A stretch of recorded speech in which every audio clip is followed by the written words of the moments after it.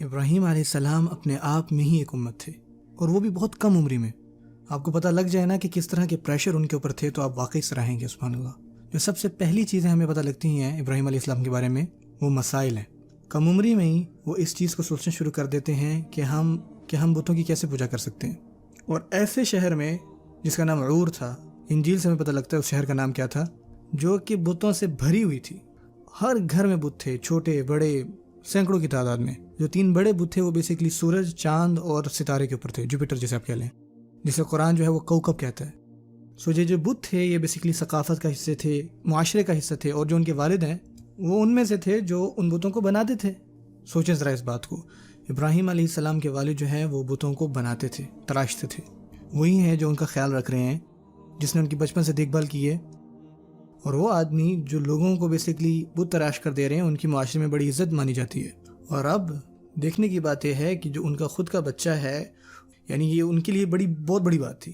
ابراہیم علیہ السلام آ کے ان سے پوچھتے ہیں کہ آپ بتوں کو کیوں تراش رہے ہیں، بتوں کو کیوں بیچ رہے ہیں؟ اور دوسری طرف لوگ جو ہیں جب ابراہیم علیہ السلام کا یہ قصہ سنتے ہیں اور یہ سوچتے ہیں کہ یار میرے ابو تو یہ بت نہیں بیچتے نا، میرا تو یہ مسئلہ ہی نہیں ہے۔ لیکن اگر خدا نخواستہ ان کا کوئی ایسا کاروبار ہے جو کہ حرام ہے، جو کہ اسلام میں جائز نہیں ہے، اور آپ کو پتہ ہے کچھ ایسی جگہ ہیں جہاں پر آپ کو پتہ ہوگا کہ آپ کا خاندان جو ہے انتہائی حرام کام میں ملوث ہے، اور بچہ ہے وہ کھڑا ہو کر یہ نہیں کہہ سکتا کہ یار یہ غلط ہے، کیونکہ یہ تو خاندان کے لیے بڑی شرمندگی کی بات ہوگی۔ سو وہ کچھ بھی نہیں کہتا، کیونکہ بابا جو ہے وہ ناراض ہو جائیں گے، کیونکہ پورا کا پورا خاندان خلاف ہو جائے گا۔ سو اس وجہ سے وہ خاموش ہو جاتا ہے۔ اور اوپر سے مزے کی بات یہ ہے کہ اس کے جو اس کے والدین ہیں اس کو آگے سے یہ کہیں گے کیا تم نے قرآن مجید نہیں پڑھا جو کہ کہتا ہے کہ اپنے والدین کا احترام کرو؟ انا للہ و انا الیہ راجعون۔ جب آپ مذہب کو یوز کریں کسی کا منہ بند کروانے کے لیے، نہ کہ اپنے آپ کو آپ ٹھیک کریں، اور آپ سرعام اللہ تعالیٰ کی خلاف ورزی کر رہے ہیں۔ اور یہی وجہ ہے جس وجہ سے ہم ابراہیم علیہ السلام کے بارے میں پڑھ رہے ہیں آج۔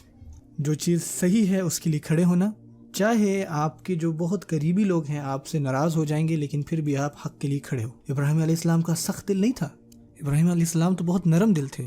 اور یہاں تک کہ جب ان کے والد ان کو گھر سے در بدر کر رہے تھے، ابراہیم علیہ السلام نے کہا تھا کہ یا ابتی، اے میرے پیارے ابا جان، قد جاءنی من العلم ما لم یأتک، میرے پاس علم آیا جو آپ کے پاس نہیں آیا۔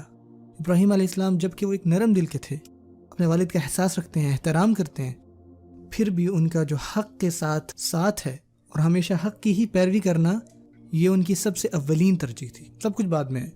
کیوں یہ جو حق کے ساتھ رہنا ہے یہ کیوں امپورٹنٹ ہے؟ اللہ تعالیٰ خود اس بارے میں بات کرتے ہیں۔ اللہ تعالیٰ ابراہیم علیہ السلام کے بارے میں فرماتے ہیں قانتا للہ۔